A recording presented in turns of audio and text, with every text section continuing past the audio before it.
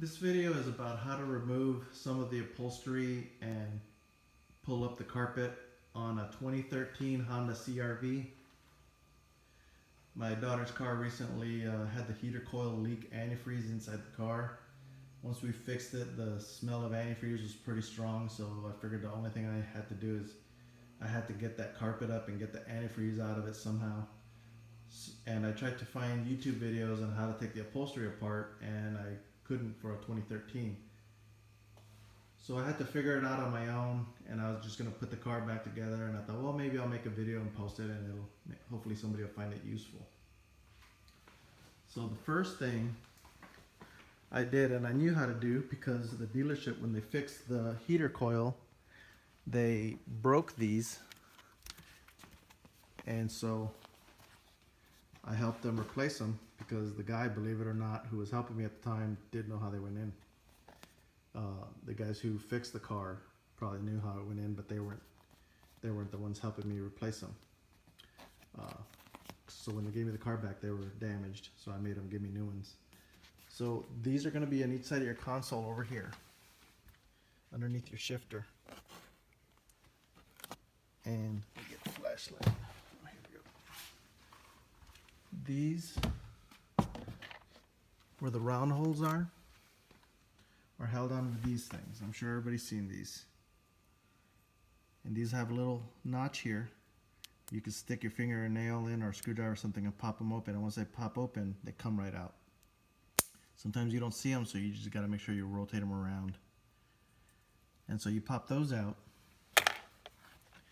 And then on the back side, you're also going to have these little retaining clips. Okay, and what they did when they fixed the car, maybe they didn't know, they stuck a screwdriver in there to try to pop this side out, and they snapped this corner off, and they did it on both sides. And they also broke one of these retaining clips.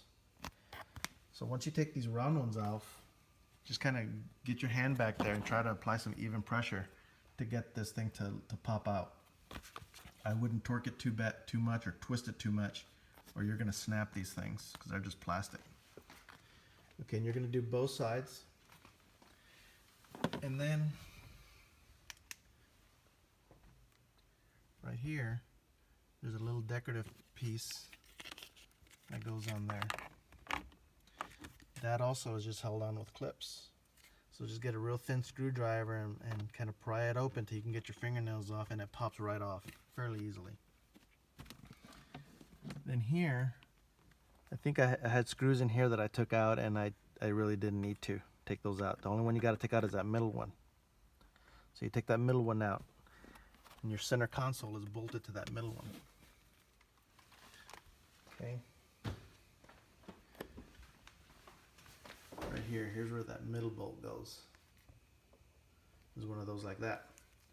Inside your console, you'll have a rubber liner on the bottom.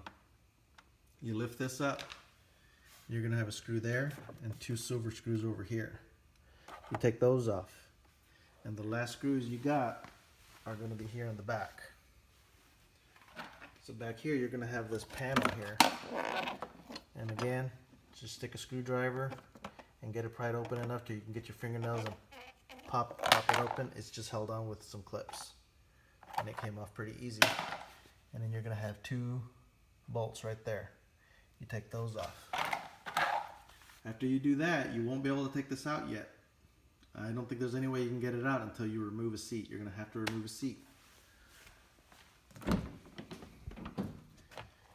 To remove the seat, there's 4 bolts. 1, 2, 3, and 4. And you're going to have these things. Okay. These have a little thing here you press and it pops right out. Easy, easy. Not so easy is this one. Took me a while to figure this one out. This black thing slides forward. So what I ended up doing is I just stuck a little screwdriver, had a real small one, and pushed this forward far enough, and then this popped right out. I mean, it's probably intended that you can pinch it with your fingers and pull, but I found it pretty hard, plus my hands were covered in antifreeze. so they were slippery. So you get those loose, and then you can pull the seat out. Now the rear bolt covers are these. You can see them.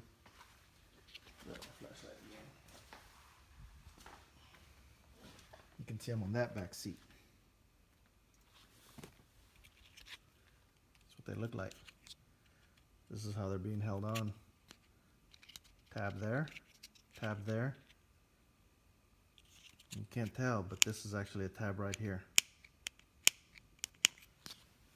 So you're just gonna stick a screwdriver here. I'll do it on this one. Stick a screwdriver in here. And here I can get my fingernails on underneath, but on that other side I couldn't. These were tight against the base of the floor. Stuck a screwdriver in there, put a fulcrum here so I could leverage it up. Popped one side off, popped the back side, and then I popped the other side. And I was just guessing at how those things were held on. I couldn't figure them out. And I got lucky. And then you take the front ones off. The front ones actually gave me way more trouble, and they don't seem like they should have. They're just held on with that one clip in the middle. These sides here are pretty loose. You know, they're pretty wobbly when they're mounted on there, and there's nothing holding these sides on. And I didn't know what the heck was holding them on. Finally, I just grabbed it like this and yanked it, and it popped off. And then I saw, oh, it's just held on with those tabs. And then I did the other side. And that's going to expose those front bolts. Had to use a breaker bar to take the bolts off because they were pretty stout. Let me see what size. And then after that, I just threw it onto my impact wrench just to make it faster. And it is a 14 millimeter. And then once I took the bolts off, I just put them back so I wouldn't lose them. To take the seat out, you also need to remove the headrest. I mean, if you can take it out with the headrest on, good for you. But I couldn't. It seemed like I couldn't get the seat out with that headrest on. Taking that headrest off made it so much easier. Made it very simple. And you know, headrests just have this little button you push here, and then you can lift the headrest right off. And then I didn't detach the seat belt. I was warned that sometimes that can be a pain if you try to detach it and get it all put back together. I just pulled the seat out like that. No problem. Set that aside while I cleaned out the antifreeze. Once you take the seat out, then you can take the center console out easily, obviously. Okay, on this side, near your door, is another panel. Then along the bottom is another panel. Those are just held on with clips. They come out super easy. Here's the one along the bottom of the door. You see those yellow things just clip right in. Very easy. That's how it goes. So you just pop that off. You gotta get the one along the door, the bottom of the door off first, because you see it sits over these. Then you can get the one over here near the firewall. That one has one clip on the very top, and these on the bottom, they just kind of hook onto stuff. You see, they just kind of hook into things. So it's pretty easy. You can kind of get the bottom one off very easily. It pops off.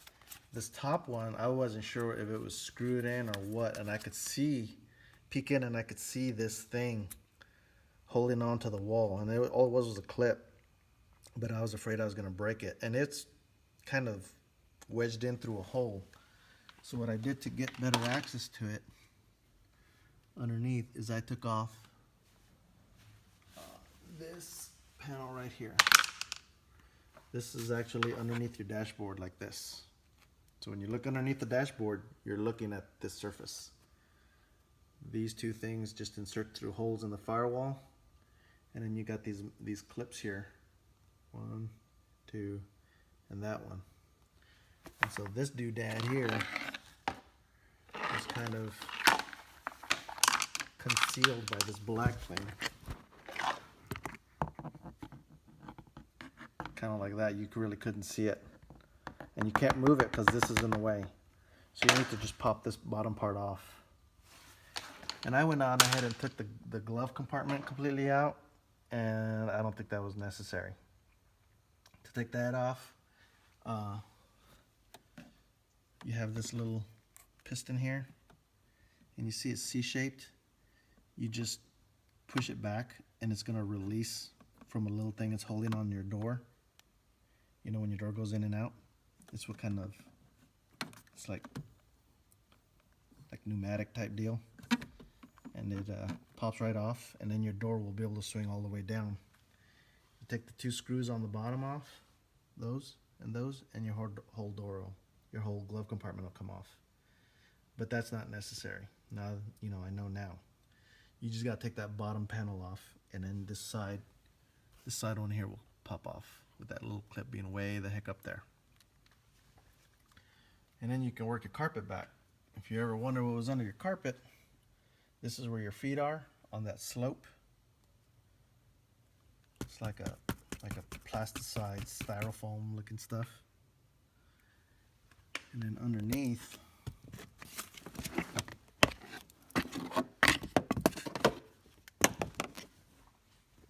that's your floor. And this is the padding.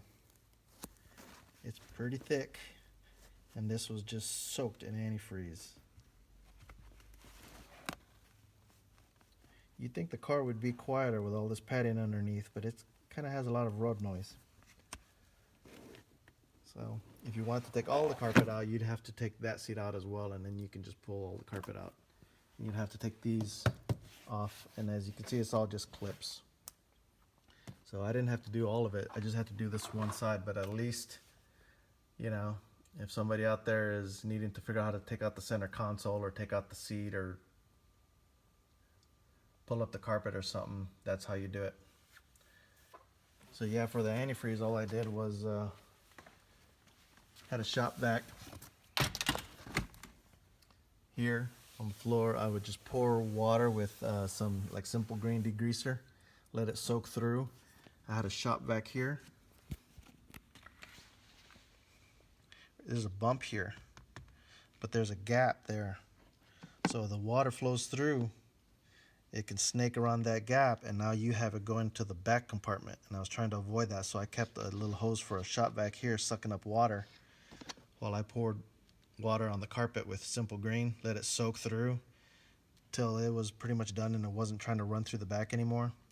Then I would lift up the carpet and with the upholstery cleaning nozzle, clean that padding underneath and suck that water through from the carpet side to the padding side.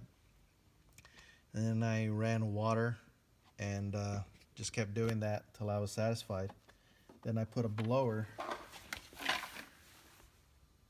one of those, and I set it underneath here. I just pull this up and I set it in there to blow, and by the next day it was completely dry. So now I gotta put it all back together, and it's fairly simple. Never done that before, and I can't believe how simple it all is and how it's so few screws were holding all of that in together. Alright, hope somebody finds this useful. Thank you. One last thing. I don't know if I mentioned this in the other original recording, so I figured I'd come back and just tag this to the end. This part here, when you start pulling this off, you're pulling it off your floor because you removed all the bolts. You got this wiring, and it took me a while to figure this one out. It's gonna have this black thing here, and it's inserted through that hole, so it's mounted on there. You have to squeeze these things and pop it out so that you can work with it. The plug-in here is gonna have a tab that you squeeze and it pops out. I could not figure this thing out until I actually removed it from here, because this you can, I mean, as soon as I was ready to pull this off, I popped that one off easy. Then I realized I couldn't figure this thing out, and that's when I realized I gotta pop this off and figure it out. The tab for this one is gonna be here in between them. So once you take this off, then you should be able to stick a screwdriver in here, a flathead screwdriver in there, a little small one, and push that tab in, and then this part will pop off. I mean, I guess if I would have known, I would have tried to pull this gray one off of here because it looks like it just inserts in there, but it's pretty stout. And that would also have exposed the clip, because the clip is in here. It's in between them. And then you can get that off, and now you can remove all that.